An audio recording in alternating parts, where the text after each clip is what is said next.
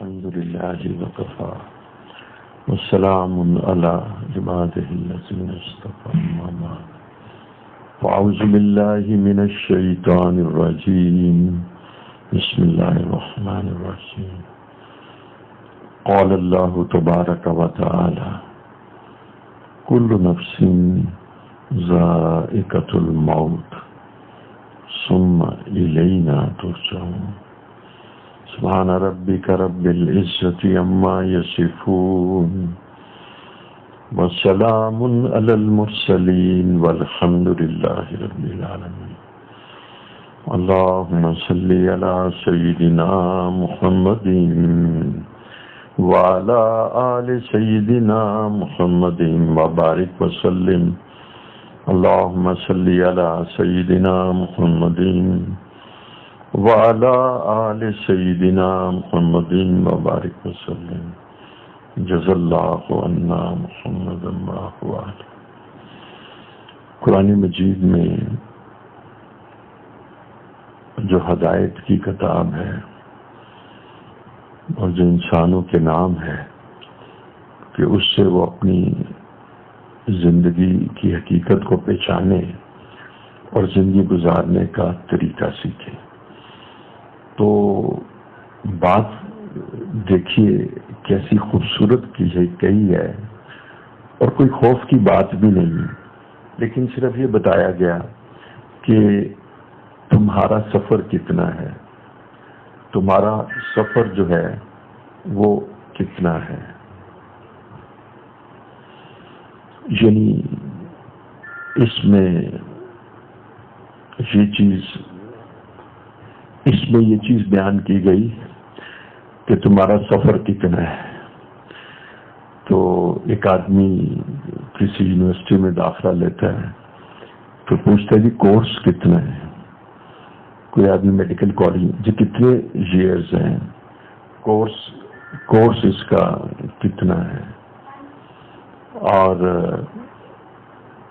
پھر ایک آدمی کہتا ہے جی یہاں سے آپ کو کراچی جانا ہے تو سفر کتنا ہے۔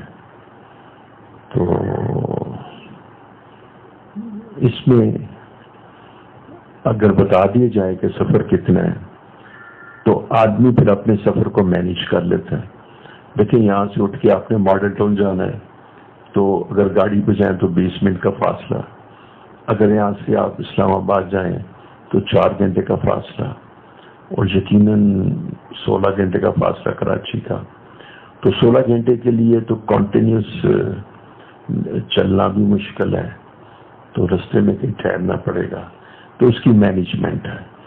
تو اللہ جل شانہ نے یہ بتا دیا کہ جیسے کہتے ہیں کہ اس دنیا میں آنے کے بعد تمہارا سفر کتنا ہے، اس کو قرآن نے بیان کیا۔ اس دنیا میں آنے کے بعد، اس دنیا میں ظہور پذیر ہونے کے بعد اب یہ ہے کہ تمہارا سٹے یعنی قیام، تمہارا زمین پر قرار کتنا ہے۔ تو سب سے پہلے یہ بتا دیا گیا کہ یہ ہمیشہ کے لیے نہیں ہے، ہمیشہ کے لیے بالکل نہیں ہے۔ جب قیام ہمیشہ کے لیے نہیں ہے تو اس سے ایک فکر پیدا ہوتی ہے کہ پھر اس تخلیق کا کوئی مقصد ہے۔ جنت میں ہمیشہ کے لیے قیام ہوگا اور وہاں مقصد صرف عیاشی ہے اور لذات ہے اور اللہ کی زیارت اور دیدار ہے۔ وہ اللہ کے دیدار اور زیارت میں جو لذت ہوگی کسی اور شے میں نہیں ہوگی، اس کے اندر جو انسان مگن ہوگا اور اس کے اندر جو رغبت ہوگی کسی اور شے میں نہیں ہوگی۔ تو دیکھیں سب سے پہلے تو یوں کیا گیا کہ سفر کے اوپر کٹ لگا دیا گیا، روک دیا گیا کہ تمہیں چلتے چلتے تمہیں روک دیا جائے گا، تمہارا سفر اختتام پذیر ہوگا، تم یہ ہمیشہ کے لیے نہیں ہو۔ تو اس پر قرآن نے جو ہمیں یعنی میسج پیغام دیا، کلو نفس، اب کلو کہہ دیا کہ انبیاء کرام بھی شامل ہو گئے، جو زیرو اس دنیا میں آیا اور چاہے وہ حیوانات کی شکل میں تھا اور اشرف المخلوق انسان کی شکل میں تھا، کل نفس. اور چونکہ اس میں آخر میں فرمایا کہ تم ہماری طرف لٹائے جاؤ گے، تو اس کا اطلاق انسانوں پر ہے، کل نفس، کہ جتنے بھی انسان اس دنیا میں پیدا ہوئے، یعنی کل نفس سے مراد ہے آدم علیہ السلام سے لے کر آخری انسان جو قرب قیامت میں پیدا ہوگا، وہ بھی، چاہے وہ ایک دن کا بچہ ہو، اس دن قیامت آ گئی ہو، تو جتنے بھی انسان اس دنیا میں آئیں گے ان سب پر موت کی تلوار لٹک رہی ہے. موت کی تلوار سے ان کی زندگی کو کاٹ دیا جائے گا. تو پہلے تو یہ بتایا گیا کہ تم جسے کہتے ہیں ہمیشہ کے لیے یہاں نہیں رہو گے. اب جب تم ہمیشہ کے لیے یہاں نہیں رہو گے تو ہمیشہ کی تدبیر بھی نہیں کرو گے، ہمیشہ کی آرزوئیں بھی نہیں کرو گے، لمبی لمبی امیدیں بھی نہیں کرو گے. تو اس لیے یہ قرآن کی آیت ہمارے دل کو دنیا سے توڑتی ہے، حب دنیا کو قلب سے نکالتی ہے. لالچ اور حوث کب کے لیے، کتنی دیر کے لیے؟ امام غزالی کہتے ہیں کہ ایک آدمی کسی مکان بنانے میں یا کسی اور دوسری کوئی نکاح یا تیسرا نکاح کرنے میں یا کسی اپنی نفسانی خواہشات کے پورا کرنے میں مشغول ہوتا ہے، اور اس کو یہ معلوم نہیں ہوتا کہ اس کے کفن کا کپڑا جس میں اس کو کفن دینا بازار میں آ چکا ہے. وہ کفن تو بازار سے خریدتے ہیں نا، وہ کپڑا جس میں اس کو کفن دینا ہے وہ بازار میں آ چکا ہے. تو یہاں پر جو بہت ہی زیادہ قابل غور بات ہے وہ یہ ہے کہ ہماری جو خواہشات ہیں اور ہماری جو لمبی لمبی امیدیں ہیں، اور امیدوں کے اندر پھر جو ہوس اور لالچ اور طمع جو پائی جاتی ہے، وہ اتنی شدت پکڑ گئی ہے کہ قرآن کی آیت اگر ہم یاد رکھیں، کل نفس ذائقۃ الموت، دیکھو یہ اشیاء جو تم لیتے ہو یہ بھی تم سے چھوٹ جائیں گی، لیکن سب سے پہلی بات یہ ہے کہ تم اپنی زندگی سے محروم ہو جاؤ گے. تمہارے اپنے جسم پر موت طاری ہو جائے گی. لوگ کہیں گے کہ جسد خاکی، پھر کوئی تمہارا نام نہیں لے گا.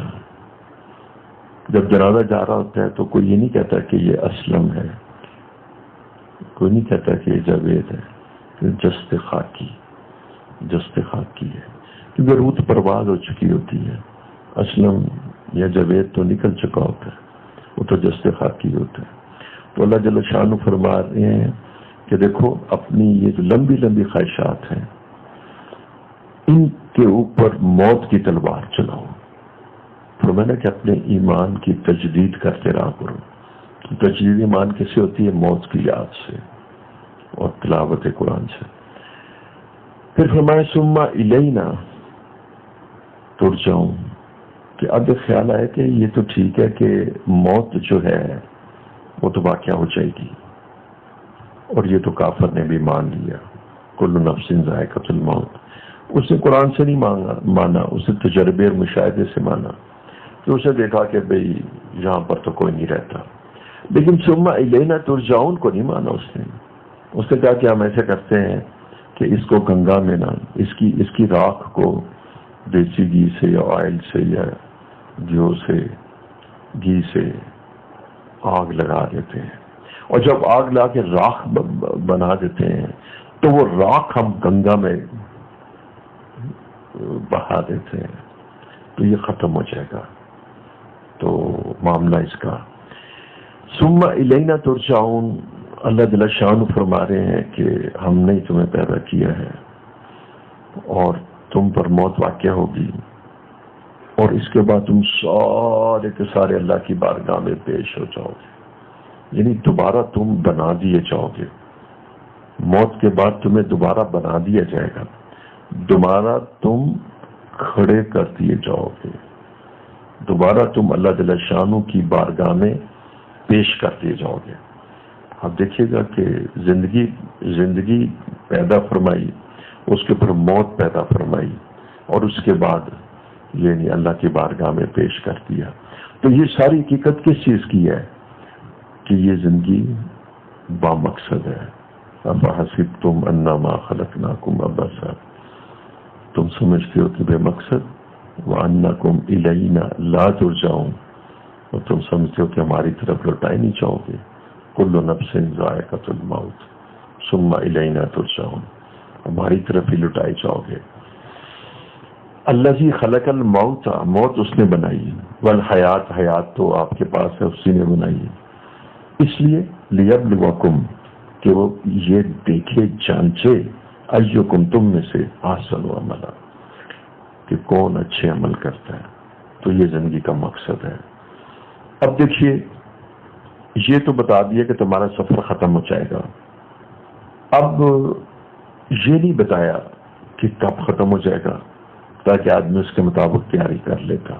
جو لوگ اللہ جل شانہ پر ایمان رکھتے ہیں اور آخرت پر، اگر انہیں پتا ہو میری 85 سال زندگی ہے، 66، تو اس کے مطابق وہ پلان کر لیں، اللہ تعالیٰ کا قرب اور اللہ کی رضا کو اتنے عرصے میں حاصل کر لیں. لیکن اللہ اسی طرح ایک آدمی کو بتا دیا جاتا کہ وہ 33، 35، 40 سال میں اس دنیا سے اٹھا لیا جائے گا، تو اس کو بتا دیا جاتا ہے تو وہ پھر اپنا وقت اس حساب سے کرتا. تو ہو سکتا ہے کہ ایک 26 سال میں جو آدمی اس دنیا سے جانا چلا گیا، تو اللہ رب العزت وہ سوچتا کہ میں اللہ کو راضی کرتا ہوں اور میں قرآن حدیث پڑھتا ہوں اور مجھے کمائی کی ضرورت کوئی نہیں ہے، شادی بھی نہیں میں کرتا. تو وہ اسی طرح اپنی اللہ کی بارگاہ میں. لیکن جہاں پر دیکھیں یہ نہیں بتایا گیا کہ تمہاری عمر کیا ہے. اگر ہماری عمر بتائی جاتی تو پھر بھی کچھ بے احتیاطی کی گنجائش ہو سکتی تھی. ایک آدمی کہتا ہے دیکھو میں 20 سال کا ہوں، 25 سال کا ہوں، 70 سال کی میری عمر بیان کی گئی ہے، تو ابھی میں نا 5 سال کچھ انجوائمنٹ کر لیتا ہوں، پھر توبہ کر لوں گا تو 70 سال تک. بات یہ ہے کہ ایک تو آدمی کو عمر کا ہی نہیں پتا، اور یہ بھی نہیں پتا کہ 25، 30، 35، 40، 45 کتنی ہے. اس کے باوجود اس کی غفلت اتنی زیادہ ہے اور اتنی شدید ہے کہ شہر کے لوگ اللہ تعالیٰ سے اس طرح غافل ہیں اور دنیا میں اس طرح مبتلا ہیں کہ سب سے پہلی غفلت تو نماز کی ہے. حی علی الصلاۃ، حی علی الفلاح، نماز میں نہیں آتے. دوسری سب سے بڑی غفلت رزق حلال کی ہے، اس کے بارے میں بھی نہیں سوچتے. تیسری غفلت جو ہے وہ شہوات کی، حرام شہوات کی ہے. تو اس پر کہ آدمی کو اپنی عمر کا بھی پتہ نہیں ہے اور وہ اس قدر بے جگری سے اور بہادری سے زندگی گزار رہا ہے. اب آگے چلیے. اب اس پر حضور صلی اللہ علیہ وسلم نے کچھ اظہار خیال فرمایا اور بتا دیا کہ میری جو عمریں ہیں، جو اوسط عمریں، کہ کوئی 90 سال کا ہوگا تو کوئی 50 سال کا، کوئی 35 اور کوئی 100 سال. تو اوسط عمروں کو بیان کیا اس امت کی، تو وہ 70 ہیں، 70 کہ یہ وہ 70 کے پیٹے میں ہوگی. اب مجھے بتائیے کہ ایک آدمی 60 کے پیٹے میں ہو تو اس وقت بھی وہ غفلت کرے، اور جو آدمی 25 سال کا ہے تو اس کو اس بات کا پتہ ہی ہے کہ میں حضور صلی اللہ علیہ وسلم کی اس مبارک حدیث کے پیش نظر میری جو اور زندگی ہے وہ اتنی ہو سکتی ہے. اس پر بھی وہ اپنی زندگی پلان کر سکتا ہے، اگرچہ کہ یہ پلاننگ بھی ناقص ہے اس اعتبار سے کہ ہو سکتا ہے کہ وہ 40 سال میں چلا جائے، 35 سال میں چلا جائے. وہ حضرت باقی باللہ 40 سال میں چلے گئے. قاسم نانوتوی رحمۃ اللہ کی عمر بھی کسی نے 38، کسی نے 40 بتائی. اتنی ایام میں وہ بہت ساری شخصیات ہیں جو 35. ایک شیخ تھے عبدالحی لکھنوی، تو ان کی اتنی یعنی تحریرات اور کتب ہیں، 40 سال میں فارغ ہو کے اس دنیا سے چلے گئے. اللہ جل شانہ جب کسی سے کام لیتا ہے، جب اس کام سے وہ فارغ اس کا کام ہو جاتا ہے تو اللہ اس کو بلا لیتے ہیں. تو اس طرح یہ حال ہے. اچھا اب اس میں بھی آپ دیکھیے کہ ایک بات یہ ہے کہ آدمی کا جو اٹھان ہے بچپن سے جوانی اور پھر اس کے بعد جوانی مستانی اور اس کے بعد جو اس کے اندر طاقت آتی ہے اور وہ پھر مڈل ایج میں چلا جاتا ہے، درمیانی اوسط عمر میں، اس کے بعد پھر وہ ادھیڑ عمر میں چلا جاتا ہے، پھر وہ بڑھاپے میں چلا جاتا ہے. یعنی یہ سائیکل بھی بڑا کلیئر ہے کہ بچہ پہلے بچپنے میں طفل ہونے میں، پھر کھیل کود ہونے میں بچپن، اور پھر جوان 16-17 سال کا، پھر اس کے بعد 30-35 سال میں یہ درمیانی عمر ہے. 50 سال کے بعد ایک ادھیڑ عمر شروع ہوتی ہے، پھر 60 سال کا بوڑھا ہو جاتا ہے، پھر اولڈ ایج میں چلا جاتا ہے. یہ پورا سائیکل ہے، یہ پورا نظام ہے جو چل رہا ہے. یعنی اس کو انسان اپنی آنکھوں سے دیکھ رہے ہیں. اور سب سے زیادہ آپ یقین جانیے گا اس زندگی کا جو مشاہدہ کر رہے ہیں سب سے زیادہ وہ کفار کر رہے ہیں. کرسچنز، میڈیکل سائنٹسٹ اس زندگی کا بچپن سے لے کر انفینسی، بچپن سے لے کر جو بچہ انفینٹ ہوتا ہے، ٹفل ہوتا ہے، انفینسی سے لے کر یعنی اولڈ ایج اور لاسٹ ڈے تک اس کا مطالعہ کرتے ہیں کہ کس طرح اس کے اوپر جڑیاں پڑتی ہیں، کس طرح اس کی سکن ڈھیلی ہوتی ہے، کس طرح اس کے سفنکٹرز ان کو اپنے اعضاء پر کنٹرول، جیسے بڑھاپے میں پیشاب پر کنٹرول، اپنے دماغ پر وغیرہ وغیرہ. اس کا سارا وہ دیکھ رہے ہیں کہ انسان جو ہے نا عروج کے بعد ڈیکے یعنی تنزل کی طرف مائل ہے. اس تنزل کو خوب دیکھ رہے ہیں، حتیٰ کہ وہ مائکروسکوپیکلی سیلز کے اندر، خلیوں کے اندر جو تبدیلیاں آ رہی ہوتی ہیں، جو صحت کے منافی ہوتی ہیں اور جو بیماری کی طرف لے جاتی ہیں. اور اگر ہم کہیں کہ یہ وہی چینجز ہیں کہ جو بالآخر انسان کو موت سے ہمکنار کر دیتی ہیں، وہ ان چینجز کو مائکروسکوپ اپنی یعنی اس سے مائکروسکوپوں سے یعنی دیکھ رہے ہوتے ہیں ان چیزوں سے، اور وہ جانتے ہوتے ہیں کہ انسان کس طرف چل رہا ہے. آپ اگر لاہور شہر کے 50 سال کے آدمیوں کو الٹرا ساؤنڈ کریں تو لیور اور کڈنیز ان کے اکثر اثاثے، اور جس کو آپ کہتے ہیں نا ایسڈس، اور ایک لفظ اور آپ سمجھیں گے ریزرو کم ہو چکے ہوتے ہیں. ریزرو کم ہو چکے ہوتے ہیں. کس گردہ یعنی 100% جو کام کر رہا ہوتا ہے، کسی کا 80%، 70%، 60%، 50%. 50% گردے کام کر رہے ہیں اس وقت بھی اللہ کے فضل سے یعنی آدمی پورا چلتا رہتا ہے. لیکن آپ دیکھیں کنزیوم ہو رہا ہے، استعمال ہو رہا ہے، جگر کے خلیے استعمال ہو رہے ہیں. آدمی کے جوڑوں میں آرتھرائٹس آپ نے لفظ سنا ہوگا، سوزش، ڈی جنریٹو چینجز، وہ چینجز جو تنزل اور توڑ پھوڑ کی، جیسے کل وہ بتا رہے تھے ویئر اینڈ ٹیئرز ہیں، توڑ پھوڑ، اس کی چینجز آ رہی ہوتی ہیں. یہ سب موت کی علامت ہے. تو دیکھیں ہم سائنس سے بھی اس موت کو ثابت کر رہے ہیں، اور قرآن نے تو ہمیں واضح فرما دیا کل نفس ذائقۃ الموت ثم الینا ترجعون. ہر چیز میں، ہر جاندار نے موت کا ذائقہ چکھنا ہے، اور پھر تم اللہ رب العزت کی بارگاہ میں اٹھا دیے جاؤ گے، وہ پیش کر دیے جاؤ گے.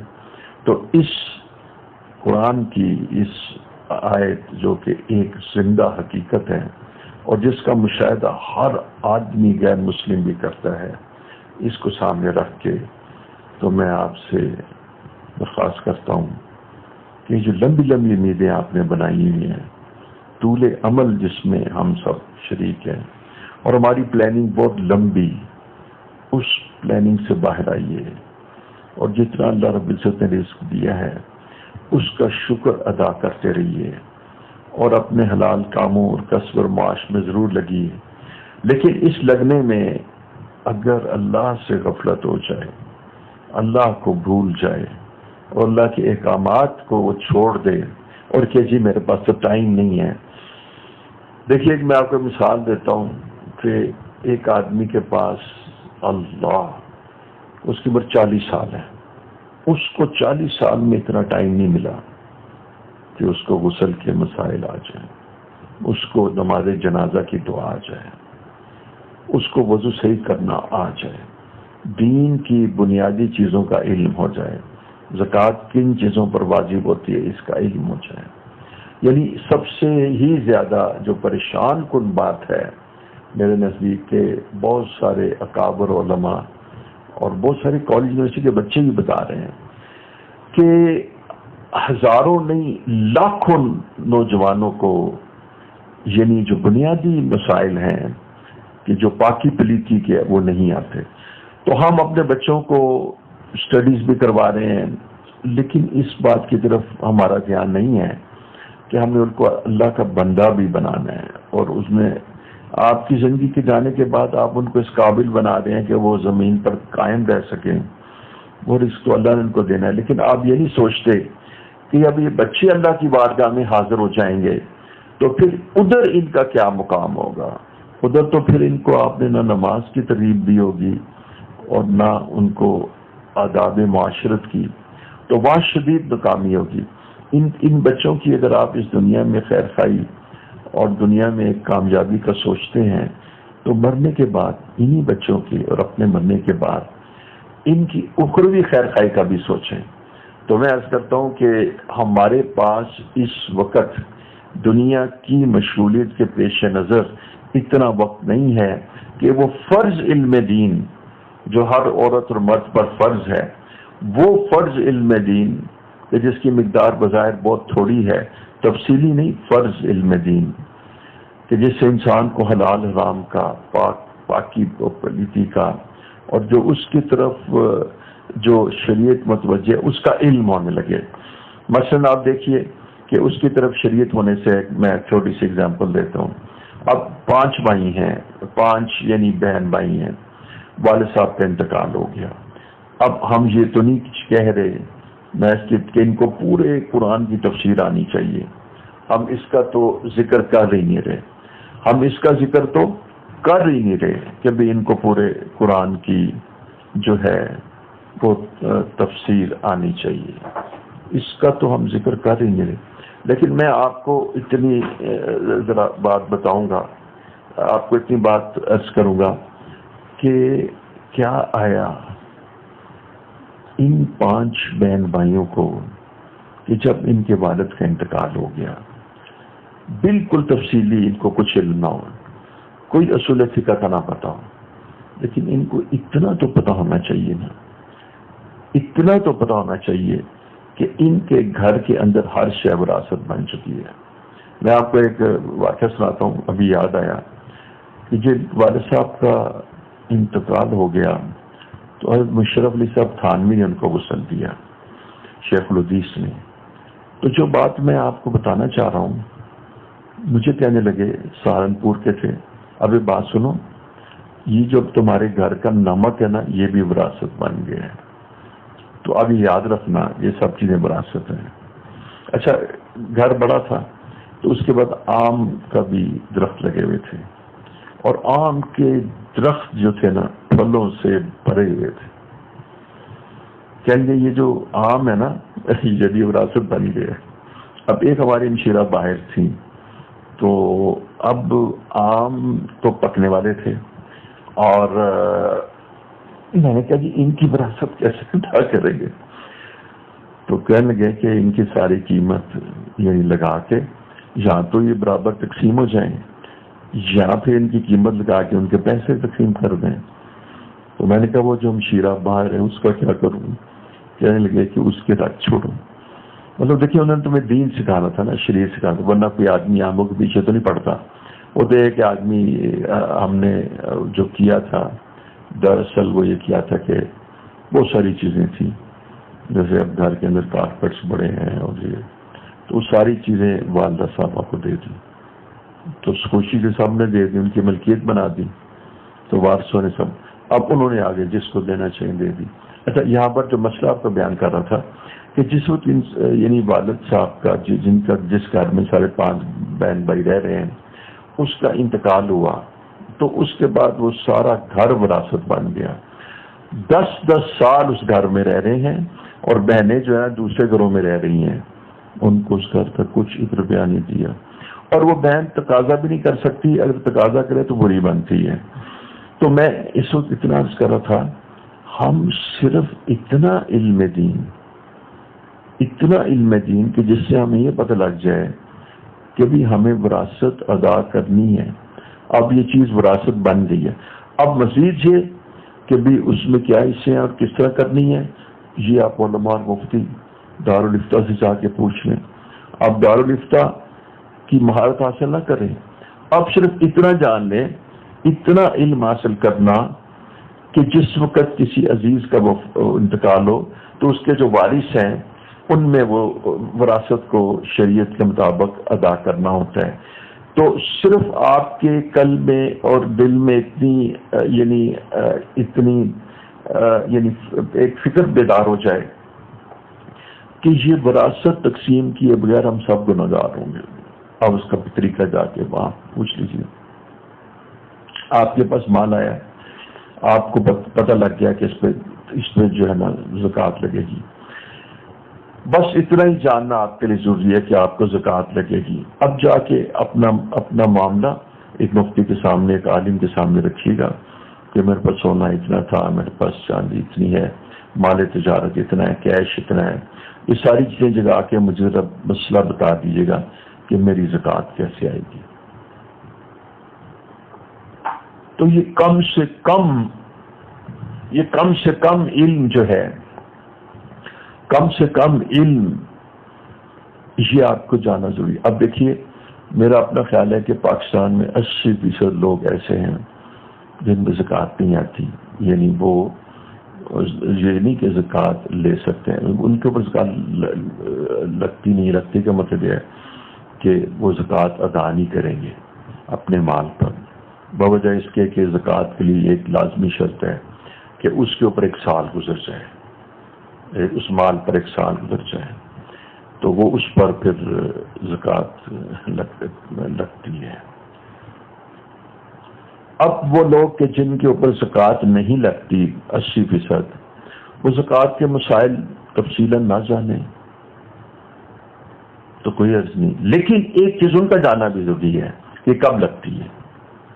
بلکہ ایک آدمی کے اوپر حج فرض نہیں ہوتا، جیسے کہ پاکستان میں 80% کے اوپر حج فرض نہیں ہے۔ میرا اپنے اسٹیٹسٹکس ہیں کہ حج تو مال کے اوپر آتا ہے نا، مال اور صحت پر، تو صحت ہے لیکن مال نہیں، تو حج فرض تو نہیں۔ لیکن اس کو یہ تو معلوم ہونا چاہیے نا کہ میرے پہ حج کب فرض ہو چکے۔ ہو سکتا ہے کہ اس مال آئے اور اس کے اوپر مال آنے کے بعد ایک دفعہ حج فرض ہو جائے اور پھر اس کو مال چلا جائے تو حج کی فرضیت اس کے اوپر ہو جائے گی۔ اس کو یہ پتہ لگنا چاہیے کہ جو بنیادی ارکان دین ہیں، رکن ہیں، وہ کون سے ہیں، اس کو یہ معلوم ہونا چاہیے کہ یعنی رمضان کے روزے، یعنی اس کی تفصیلات کے وہ 60 روزے مستقل کیسے آتے ہیں، کیسے اس کی کفارہ جو ہے وہ، تو اس کی تفصیلات، اس کے مسائل کا جاننا یہ لازم ہے۔ تو میں یہ کہتا ہوں کہ دیکھیں، ہمارے پاس دنیا میں مشغولیت کے بعد اتنا وقت نہیں ہے کہ ہم یہ جان سکیں کہ بھئی غسل کے مسائل کیا ہیں اور بنیادی دوسرے مسائل، اور یہ کوئی تفصیلی علم نہیں ہے، یہ بہت تھوڑا ہے۔ تفصیلی علم تو دیکھیں وراثت کا، اس کو نصف دین کہا گیا ہے، علم الوراثت کو نصف دین کہا گیا ہے۔ نصف دین تو آپ نے نہیں سمجھنا، نہیں سیکھنا، آپ نے تو صرف اتنا جاننا ہے کہ جب میرے عزیز و کارب، جب میرے جو لوگ اس دنیا سے رخصت ہو جائیں تو اس کے بعد جو وراثت آتی ہے وہ مجھے کس طرح تقسیم کرنی ہے، میں بھی اس میں وارث ہوں، بس وہ جا کے میں پوچھ لوں۔ تو اللہ جل شانہ، میں پھر یہی آیت پڑھتا ہوں، کل نفس ذائقۃ الموت ثم الینا ترجعون۔ تو اس موت نے زندگی کو کاٹ دیا ہے، زندگی کو ختم کر دیا ہے، اور اللہ تعالیٰ فرما رہے ہیں کہ دیکھیں تم صرف میری طرف ہی جا کے بالآخر میرے ساتھ یہ ملاقات کرو گے۔ اب بتائیے، جو شخص ذکر اس میں ذات کرتا ہے اور کہتا ہے کہ اللہ کے سوا اور کوئی نہیں ہے، تو کتنی بڑی بات ہے۔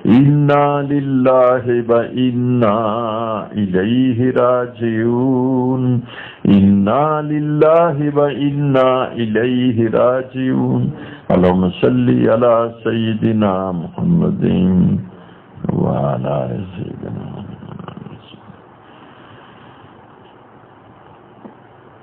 واللہ ولی الذین آمنوا اللہ ولی الذین آمنوا اللہ ولی الذین آمنوا اللہ ولی الذین آمنوا اللہ ولی الذین آمنوا اللہ ولی الذین آمنوا اللہ ولی الذین آمنوا اللہ ولی الذین آمنوا اللہم صلی علی سیدنا محمد وعلی آل سیدنا محمد اللہ اللہ ربی لا اشرک بہ شیئا اللہ اللہ ربی لا اشرک بہ شیئا